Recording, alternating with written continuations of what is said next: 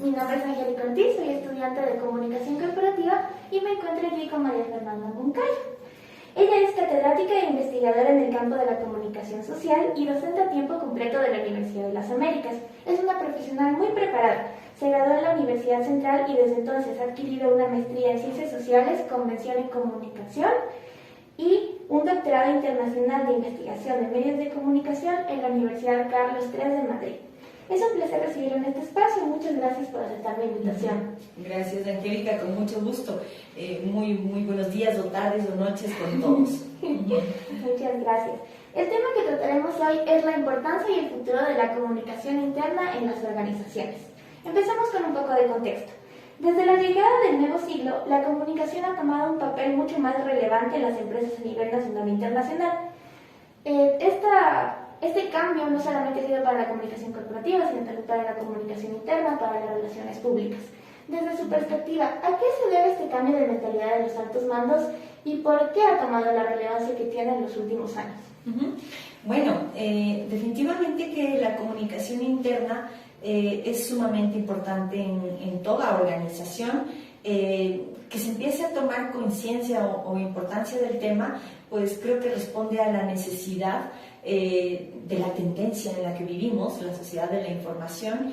Si no estás tecnologizado, si no te das a conocer, si no comunicas quién eres, tu marca y lo que haces, no estás absolutamente en nada. Entonces, claro, es una conciencia que se va tomando ya décadas atrás, conforme además van en tendencia las carreras de comunicación, primero social, luego organizacional. Bueno, de hecho antes de organizacional, la carrera de relaciones públicas que era vigente, pero las relaciones públicas estaban enfocadas hacia los públicos externos, hacia captar la mirada de los clientes, de los posibles clientes, mientras que la comunicación interna es una mirada hacia adentro, ¿no? Si no están conformes o satisfechos, si no están a gusto sus colaboradores, si no están siendo bien tratados, y parte de ser bien tratados implica que la comunicación aquí juega un rol importante, eso va a afectar a su imagen y a su reputación.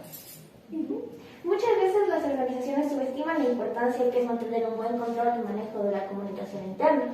Y es claro que estos descuidos pueden ocasionar problemas o también efectos negativos en la empresa. Durante las auditorías y diagnósticos que usted ha realizado durante su carrera, ¿cuáles son los problemas más comunes y frecuentes que están en las empresas?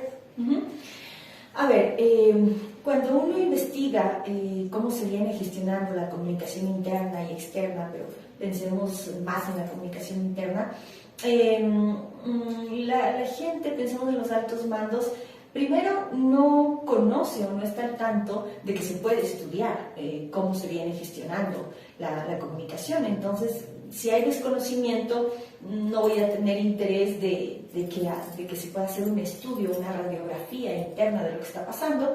Entonces, desde ahí, pues, la gente no conoce. Ese es un factor que yo he visto, ¿no? Que han tenido las organizaciones. Piensan en la solución y no en el antes, que es el estudio, ¿no? El estudio, que es justamente lo que resuelve el diagnóstico, el estudio permite identificar cuál es el problema o los problemas o las debilidades en la gestión de la comunicación interna y de sus intangibles. Y sin ese estudio, pues no hay solución, o sea, no hay propuesta de comunicación. Pero al desconocer las autoridades, los dueños de muchas de estas empresas, al desconocer que existe un estudio previo, ellos piensan en la solución, se enfocan en que debemos hacer un plan estratégico de comunicación máximo, eso lo conocen, pero no conocen el antes. Entonces, ese para mí es una falacia. Eso para mí es un error porque no puedo levantar una propuesta de comunicación en el aire sin saber qué está mal, qué no está funcionando bien, y normalmente eso es lo que quieren los altos mandos. Quieren ya soluciones, o sea, cuando contratan a agencias de comunicación, por ejemplo, o a consultores, o incluso si tienen su equipo de comunicación, lo que les piden es acciones, sin detenerse a pensar que primero hay que hacer un estudio de qué se viene haciendo mal o qué no se está haciendo para posteriormente solucionar con el plan estratégico de comunicación. A mi modo de ver, con eso principalmente me he encontrado, con un desconocimiento de parte de las autoridades, sobre la importancia de hacer estudios previos de comunicación y posteriormente pensar en un plan estratégico. Y eso hace que ese desconocimiento te cierre puertas. Incluso a mis estudiantes, cuando aprendemos diagnóstico, les cierran puertas las organizaciones. Muchas digamos, se enteran o se desayunan que hay estudios y que eso es bueno, ¿no? Pero a muchas no les importa y no están abiertas o no tienen apertura de hacer este tipo de estudios. Claro, la importancia de la investigación, efectivamente. Como estábamos hablando justo de los efectos negativos, el rumor y la incertidumbre pueden ser ámbitos muy fuertes para desestabilizar a la organización. Desde su perspectiva y su experiencia laboral, ¿cuáles son algunas de las acciones efectivas que se puede aplicar en un plan de comunicación para solucionar este problema en la empresa? Sí, factores comunes que siempre ocurren por tergiversación de la información o por información completa. Las causas son vastas, ¿no? Evidentemente esto afecta el ambiente laboral. El tema del chisme hace que incluso desconfiemos de la persona que está como metiendo ahí algún chisme, una cizaña, una desinformación. A la larga no nos gusta eso. Nos gusta el chisme, pero tampoco nos gusta o confiaríamos en la persona o en las personas que están generando este ambiente, ¿no? Entonces, bueno, salidas importantes. Primero entender por qué pasa esto, ¿no? Primero entender por qué causa esto, cuáles son las causas o factores que generan rumores o desinformación o tergiversación de la información. Puede ser, por ejemplo, que no existen canales formales de comunicación.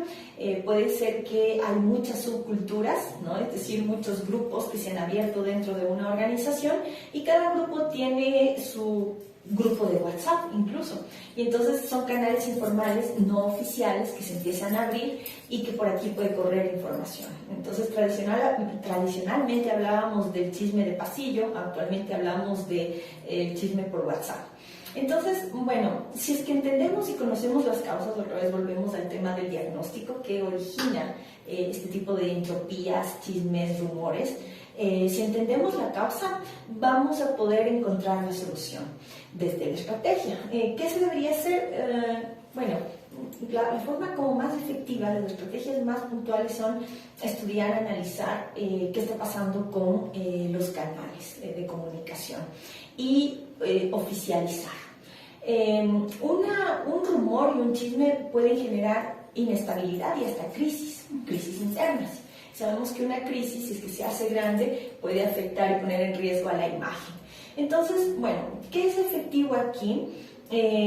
Analizar y estudiar qué está pasando con la comunicación, qué canal no está funcionando bien y contestar mediante canales y comunicados oficiales, ¿no? Entonces, frente al rumor que se ha desatado sobre este tema, la empresa comunica a sus colaboradores que esto no es cierto, que esto no está pasando. No hay nada como la formalidad en la comunicación. O sea, hay momentos en que la comunicación puede ser informal, pero frente a un rumor o a un chisme, la comunicación tiene que ser oficial, es decir, sumamente formal, porque cuando explicamos con claridad las cosas, no hay pie a seguir trabajando o desarrollando el rumor.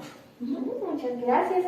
Sí, justamente hablando de los canales, de su construcción y delimitación, sabemos que la comunicación interna depende mucho de los públicos que conforman la empresa, de su edad, de sus gustos, de su forma de ser. Entonces, tomando en cuenta que cada vez hay más millennials en las organizaciones hoy en día, pues, obviamente es una tendencia. ¿Cuáles son los principales cambios que deberían implementar los departamentos de comunicación interna en las organizaciones para acercarse a los nuevos públicos? A ver, cambios yo creo que ya los hemos visto. Yo creo que el cambio está dado por las nuevas tecnologías, ¿no? Por incluir y aperturar nuevos canales, herramientas.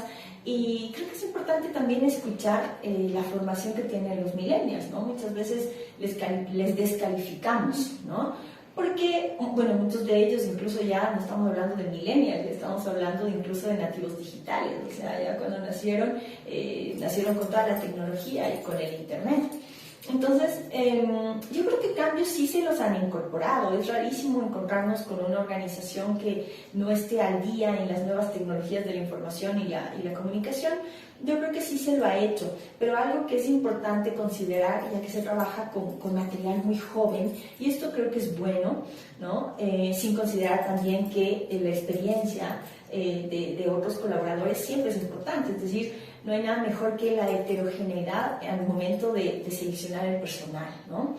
Pero volviendo al tratamiento de los nativos digitales o millennials, creo que es importante escucharles. Escuchar porque ellos vienen de otros procesos de formación, o sea, tienen mucho que enseñar a sus altos mandos, ¿no? Incluso a sus jefes, enseñarles como por ejemplo el manejo de una gran cantidad de herramientas tecnológicas, de softwares, que pueden ser muy efectivos y muy productivos a la hora de comunicar mejor internamente y externamente los progresos, avances o productos o servicios de la organización. Entonces yo creo que más que adaptarse a la organización, escuchar a sus públicos internos lo que ellos tienen para proponer, ideas frescas y nuevas tecnologías, siempre se va actualizando, e incorporar, desde ahí, desde la escucha, incorporar lo que sea necesario. Muchas gracias por recibirnos en esta entrevista y además por compartir su conocimiento, sobre todo porque es muy importante dentro de la materia de comunicación interna tener estas perspectivas desde la experiencia. Y eso sería todo. Para mí, con mucho gusto, siempre es un gusto enorme saludar a mis queridos estudiantes, como siempre les digo. Así que, pues, más bien, muchas gracias por considerarme.